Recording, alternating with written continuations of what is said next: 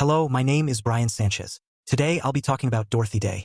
Dorothy Day was a remarkable figure known for her deep commitment to social justice and her profound faith. Born in 1897 in New York City, Dorothy spent her early years working as a journalist. She became a Catholic in 1927, a decision that changed the course of her life and work. In 1933, she co-founded the Catholic Worker newspaper and created a movement focused on nonviolence, voluntary poverty, and hospitality for those in need.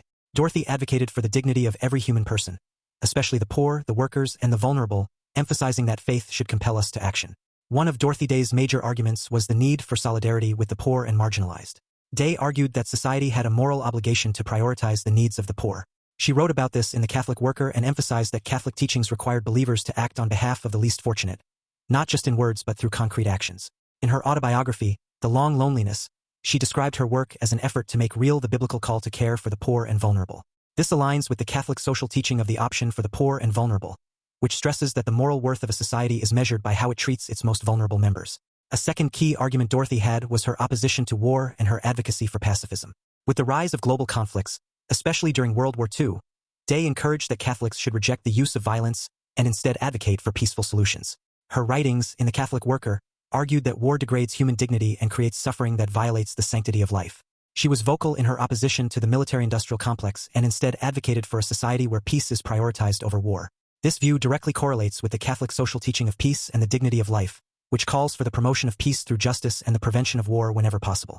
One contemporary policy issue that Dorothy Day would likely respond to is immigration. Dorothy focused on helping the marginalized and vulnerable, including immigrants. In her work with the Catholic Worker, she opened hospitality houses to welcome those who had nowhere else to go, living out the Catholic teaching of welcoming the stranger. Dorothy often spoke out against policies and practices that dehumanized people, stating, "We are all one, all members of one another."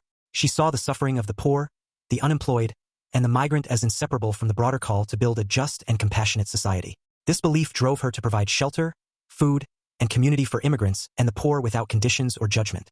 If Dorothy were here today, she might argue that immigration policies need to prioritize human dignity and protection over exclusion and punitive measures.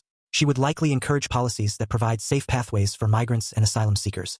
Dorothy would advocate for an immigration system that respects human rights. In conclusion, Dorothy Day's life and writings embodied the core principles of Catholic social teaching: respect for human life and dignity, the call for justice, and the pursuit of peace.